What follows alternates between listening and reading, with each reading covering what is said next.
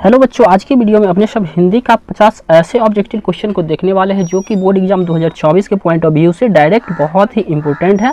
तो बने रहिएगा वीडियो के एंड तक। एंड चैनल पर नए हैं तो चैनल को भी सब्सक्राइब कर लीजिए। तो चलिए बिना देर किए हुए इस वीडियो को शुरुआत कर लेते हैं। सबसे पहला क्वेश्चन यहाँ पे क्या दिया गया है कि गिरधर लाल कौन है। मतलब गिरधर लाल कौन है? कासू का पिता है कि मदन का पिता है कि रजनी का पिता है कि शेफाली का पिता है? तो कौन है? तो गिरधर लाल जो है ये मदन का पिता है, जो कि ऑप्शन बी में दिया गया है। तो इसका सही आंसर हो जाएगा ऑप्शन बी। चलिए दूसरा क्वेश्चन क्या है कि खोखा का क्या नाम है। तो खोखा का क्या नाम है? तो खोखा का नाम क्या है? तो खोखा का नाम इसमें दिया गया है ऑप्शन में कीसू है, कुसु है, केसु है, कासू है। तो खोखा का नाम कासू हो जाएगा, जो कि ऑप्शन है ना सी सही आंसर हो जाएगा। चलिए उसके बाद देखते हैं तीसरा क्वेश्चन। तो तीसरा क्वेश्चन क्या है? तो तीसरा क्वेश्चन है कि वारेन हेस्टिंग्स था, क्या था? तो वारेन हेस्टिंग्स था है ना भारत का गवर्नर जनरल की फारस का राजा की प्रसिद्ध समाज सुधारक की महान दार्शनिक। तो ये वारेन हेस्टिंग्स जो हैं ये थे है ना भारत का गवर्नर, जो कि ऑप्शन ए में दिया गया है। तो इसका राइट आंसर हो जाएगा ऑप्शन ए। चलिए नेक्स्ट क्वेश्चन को देख लेते हैं। अगला क्वेश्चन क्या है? यहाँ पे क्वेश्चन है कि दारिक क्या है। तो दारिक क्या है? यहाँ पे चौथा क्वेश्चन है। तो इसका जो सही आंसर हो जाएगा दारिक क्या है? तो ये क्या है? सोने का प्राचीन कालीन सिक्का है। दारिक क्या है? तो ये सोने का प्राचीन कालीन सिक्का है, जो कि ऑप्शन बी में दिया गया है। तो इसका राइट आंसर हो जाएगा ऑप्शन बी। उसके बाद पांचवा क्वेश्चन की बात करें तो पांचवा क्वेश्चन है कि नाखून क्यों बढ़ते हैं कि निबंधकार कौन है। तो नाखून क्यों बढ़ते हैं, इसका लेखक कौन है, इसका राइटर कौन है? तो इसका राइटर है हजारी प्रसाद द्विवेदी, जो कि ऑप्शन डी में दिया गया है। तो इसका राइट आंसर हो जाएगा ऑप्शन डी। चलिए नेक्स्ट क्वेश्चन को देख लेते हैं। अगला क्वेश्चन क्या है कि आचार्य हजारी प्रसाद द्विवेदी ने साहित्य के किस विद्या के लेखन नहीं किए हैं? पहला है आलोचना, दूसरा है क्या उपन्यास, निबंध है ना कहानी। तो आचार्य ये हजारी प्रसाद द्विवेदी जो हैं क्या है ये कहानी नहीं लिखे हैं है ना, आलोचना भी लिखे हैं, उपन्यास भी लिखे हैं, निबंध भी लिखे हैं, लेकिन कहानी नहीं लिखे है। तो इसका सही आंसर हो जाएगा ऑप्शन सी। उसके बाद सातवां क्वेश्चन की बात करें तो ये क्वेश्चन है नागरी लिपि शीर्षक के निबंध के निबंधकार कौन है? नागरी लिपि के लेखक कौन है? तो नागरी लिपि का जो लेखक है ये गुणाकर मूल्य है, जो कि ऑप्शन ए में दिया गया है। तो इसका राइट आंसर हो जाएगा ऑप्शन ए। चलिए नेक्स्ट क्वेश्चन को देख लेते हैं। आठवां क्वेश्चन क्या है कि नागरी लिपि शीर्षक पाठ के पुस्तक किस पुस्तक से लिया गया है? बोलते हैं नागरी लिपि शीर्षक पाठ किस पुस्तक से लिया गया है? तो ये लिया गया है भारतीय लिपियों की कहानी, जो कि ऑप्शन बी में दिया गया है। तो इसका राइट आंसर हो जाएगा ऑप्शन बी। नौवां क्वेश्चन क्या दिया गया है? क्या है कि उत्तर भारत की विशेष स्थापत्य शैली को क्या कहते हैं? तो उत्तर भारत की विशेष स्थापत्य शैली को जो कहते हैं ये कहते हैं है ना नागर शैली, जो कि ऑप्शन डी में दिया गया है। जिसका राइट आंसर हो जाएगा ऑप्शन डी। उसके बाद अगर हम 10वां क्वेश्चन की बात करें तो 10वां क्वेश्चन है कि बहादुर शीर्षक कहानी के कहानीकार कौन है? तो बहादुर को कौन लिखा है? तो अमरकांत लिखा है, जो कि ऑप्शन ए में दिया गया है। तो इसका राइट आंसर हो जाएगा ऑप्शन ए। चलिए नेक्स्ट क्वेश्चन को देख लेते हैं। अगला क्वेश्चन क्या है कि परंपरा का मूल्यांकन किसकी पुस्तक है? परंपरा का जो मूल्यांकन है ये किसकी पुस्तक है? 11वां क्वेश्चन दिया गया है। तो ये है रामविलास शर्मा की, जो कि ऑप्शन ए में दिया गया है। तो इसका राइट आंसर हो जाएगा ऑप्शन ए। उसके बाद अगर 12वां क्वेश्चन की बात करें तो बोलता है प्रगतिशील आलोचना का विकास होता है, कब होता है प्रगतिशील आलोचना का विकास? तो ये होता है साहित्य की परंपरा के ज्ञान से, जो कि ऑप्शन बी में दिया गया है। तो इसका राइट आंसर हो जाएगा ऑप्शन बी। उसके बाद अगर 13वां क्वेश्चन देखें तो यहाँ पे है क्वेश्चन कि पंडित बिरजू महाराज किस लड़के को डांस सिखाते थे? तो पंडित बिरजू महाराज जो हैं ये सिखाते थे सीताराम बागला को डांस, जो कि ऑप्शन सी में दिया गया है। तो इसका राइट आंसर हो जाएगा ऑप्शन सी। चलिए नेक्स्ट क्वेश्चन को देख लेते हैं। अगला क्वेश्चन क्या है कि इनमें से कौन पंडित बिरजू महाराज के शिष्य नहीं थे?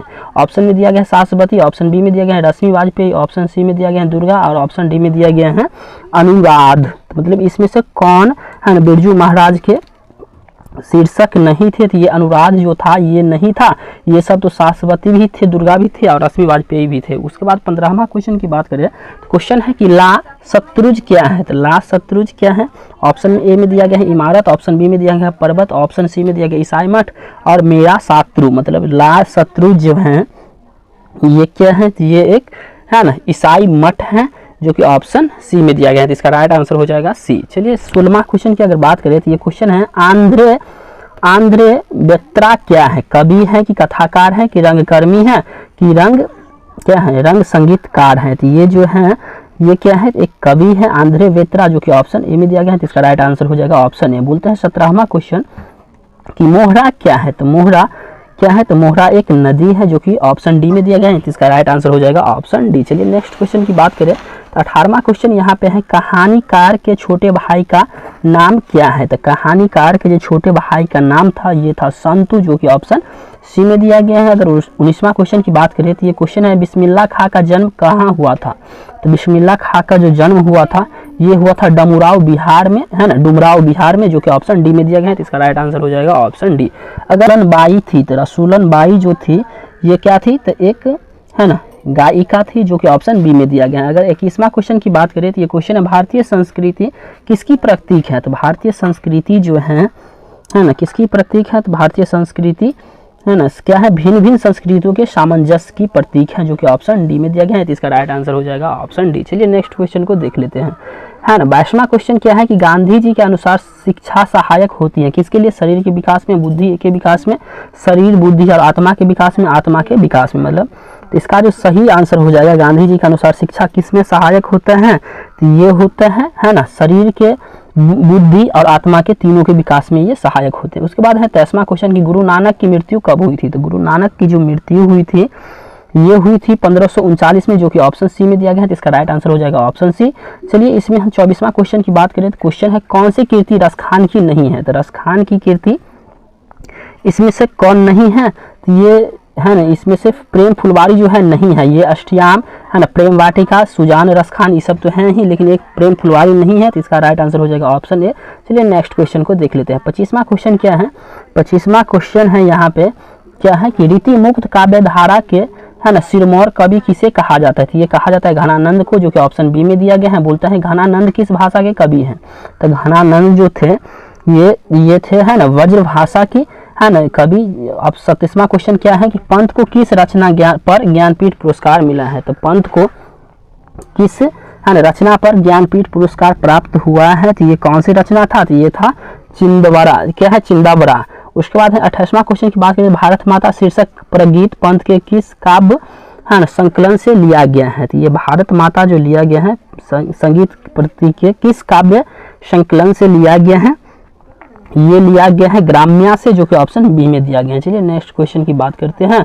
अगला क्वेश्चन है कि दिनकर ने कवि को, मतलब जनतंत्र का जन्म, है ना, जनतंत्र का जन्म शीर्षक कविता में, है ना, बुद्ध क्या है, दुधमुखी शब्द का प्रयोग किसके लिए किया है। दुधमुखी शब्द का जो प्रयोग किया है ये किया है किसके लिए। तो जनता के लिए किया है, जो कि ऑप्शन डी में हो जाएगा इसका सही आंसर। 30वां क्वेश्चन की अगर बात करें, बोलते हैं राजतंत्र का जन्म शीर्षक कविता में कवि ने किसे देवता कहा है। तो कवि ने जो देवता कहा है ये कहा है किसको। तो ये कहा है किसान मजदूर को कवि ने देवता इसमें कहा है। अगर 31वां क्वेश्चन की बात करें तो 31वां क्वेश्चन क्या है कि अज्ञे के अनुसार से हिंदी साहित्य के इतिहास में कौन सा वाद जुड़ा हुआ है। तो हिंदी साहित्य के जो विचार में जुड़ा हुआ है ये प्रयोगवाद जुड़ा हुआ है, जो कि ऑप्शन सी में दिया गया है। तो इसका राइट आंसर हो जाएगा ऑप्शन सी। चलिए, है ना, 32वां क्वेश्चन की अगर बात करें तो क्वेश्चन है कि कौन सी कीर्ति अज्ञे की नहीं है, अज्ञे की है, अज्ञे साहब की, इसमें से कौन सी कीर्ति है। तो यहाँ पे ये जो है ना, अरे यावार रहेगा हमें याद, क्या बोलते हैं, अरे या, क्या है, अरे यावर रहेगा याद, यही मतलब ऑप्शन सी इसका राइट आंसर हो जाएगा। चलिए अगर हम 33वां क्वेश्चन की बात करें तो क्वेश्चन है क्या, 33वां क्वेश्चन क्या है यहाँ पे कि इसी दुनिया में किसकी कीर्ति है, इसी दुनिया में किसकी कीर्ति है। तो ये कीर्ति जो है ये है वीरेन डंगवाल की, जो कि ऑप्शन डी में दिया गया है। तो इसका राइट आंसर हो जाएगा ऑप्शन डी। 34वां क्वेश्चन क्या है कि कविता में देवी जागरण कहाँ हुआ है। तो देवी जागरण जो हुआ है ये हुआ है गरीब बस्तियों के लिए, जो कि ऑप्शन बी में दिया गया है। चलिए इसका राइट आंसर हो जाएगा ऑप्शन बी। चलिए नेक्स्ट क्वेश्चन की बात करें तो अगला क्वेश्चन यहाँ पे दिया गया है कि सातती तरार तिमिर किसकी कीर्ति है। सातती तरार तिमिर किसकी कीर्ति है। तो इसका सही आंसर ये जो हो जाएगा ये कीर्ति है किसका, जीवनानंद दास की, जो कि ऑप्शन बी में दिया गया। अगर 36वां क्वेश्चन की बात करें तो ये बोलते हैं लौट कर आऊंगा फिर शीर्षक कविता में उल्लू कहाँ बोलता है। तो इसमें जो उल्लू बोलते हैं ये कपास के पेड़ पर बोलते हैं, जो कि ऑप्शन बी इसका सही आंसर हो जाएगा। 37वां क्वेश्चन की अगर बात करें तो ये क्वेश्चन है परिवार के नौकर का क्या नाम था। तो परिवार के नौकर का क्या नाम था। तो परिवार के नौकर का जो नाम था वो था भग्गू, जो कि ऑप्शन सी में दिया गया है। 38वां क्वेश्चन की बात करें तो यहाँ पे बोलते हैं, है ना, जरेन कौन था। जरेन कौन था, एक कथाकार की भाई था कि नौकर था, एक कथाकार का दोस्त था कि दीदी का प्रेमी था, तो ये क्या है, जनेर जो था ये था दीदी की प्रेमी, जो कि ऑप्शन डी में दिया गया है। चलिए नेक्स्ट क्वेश्चन की देखते हैं। तो 39वां क्वेश्चन दिया गया है, क्या है, तद्भव शब्दों का विनिर्माण संस्कृत शब्दों से लिया गया है। क्या बोलते हैं, तद्भव शब्दों का निर्माण संस्कृत शब्दों से होता है, किसमें, करण से होता है, कि अपादान से होता है, कि अधिकरण से होता है, कि संबंध से होता है, तो ये होता है करण से, जो कि ऑप्शन ए में दिया गया है। चलिए 40 क्वेश्चन देखते हैं। तो 40वां क्वेश्चन है कि यहाँ पर्यायवाची शब्दों को वस्तुनिष्ठ रूप से वे प्रस्तुत कर रहे हैं। क्या बोलते हैं, यहाँ पर्यायवाची शब्दों को वस्तुनिष्ठ रूप में प्रस्तुत कर रहे हैं। तो मतलब ये कि कौन सा हो जाएगा, कौन सा कारक हो जाएगा, तो ये हो जाएगा है ना, कर्म कारक। चलिए अगर 41वां क्वेश्चन की बात करें, बोलते हैं अपने उत्तर पर पेंसिल से निशान लगाइए, कौन सा कारक है ना, अपने उत्तर पर, क्या बोलते हैं, अपने उत्तर पर पेंसिल से निशान लगाइए, तो ये कौन सा कारक हो जाएगा, तो ये हो जाएगा करण कारक, है ना, से है पर है ना।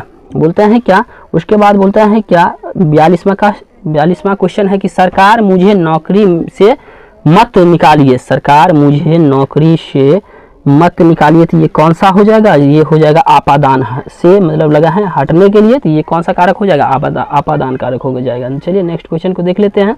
43वां क्वेश्चन क्या है, बोलता है निम्नलिखित शब्दों के अर्थ बताइए, निम्नलिखित शब्दों के अर्थ बताइए, ये कौन सा कारक है, इसमें यही ना, निम्नलिखित शब्दों के अर्थ बताइए, तो इसमें जो हो जाएगा ये हो जाएगा संबंध कारक, मतलब दोनों के बीच में रिलेशन दिखाता है कि, मतलब यहाँ पे क्या हो जाएगा, 44वां क्वेश्चन है कि ओस चाटने से प्यास नहीं बुझती, लोकोक्ति का अर्थ क्या होता है, ओस चाटने से प्यास नहीं बुझती, इसका जो अर्थ होता है ये होता है बहुत थोड़ी सी वस्तु मिलने पर क्या है, तृप्ति नहीं होती है, मतलब ये ऑप्शन ए इसका सही आंसर हो जाएगा। उसके बाद 45वां क्वेश्चन क्या है कि क का उच्चारण स्थान क्या है, क उच्चारण करके देख लो, तो क का उच्चारण स्थान होता है कंठ, जो कि ऑप्शन बी इसका सही आंसर हो जाएगा। 46वां क्वेश्चन की बात करें तो क्वेश्चन है दांतों तले उंगली चबाना मुहावरा का अर्थ क्या होता है, तो दांतों तले उंगली चबाना मुहावरा का अर्थ होता है, क्या होता है, हैरान हो जाना, जो कि ऑप्शन सी में दिया गया है। चलिए नेक्स्ट क्वेश्चन को देख लेते हैं।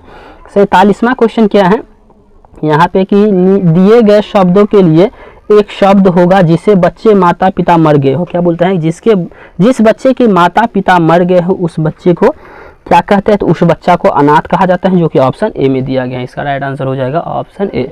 चलिए अगला क्वेश्चन की अगर बात करें तो अगला क्वेश्चन है 48वां क्वेश्चन क्या है कि विकास शब्द का विलोम क्या होता है, तो विकास शब्द का जो विलोम होता है, विलोम का मतलब क्या, उल्टा, तो विकास शब्द का जो विलोम होता है ये होता है ह्रास, जो कि ऑप्शन सी में दिया गया है। 49वां क्वेश्चन की बात करें, बोलते हैं दशानन कौन सा समास है, तो दशानन जो है ये बहुव्रीहि समास है, कौन सा समास है, बहुव्रीहि समास है। बोलते हैं क्या क्या है, कमल नयन, ये कौन सा समास है, तो कमल नयन जो है ये क्रमधारय समास है। तो मतलब आज की वीडियो में बस इतना ही।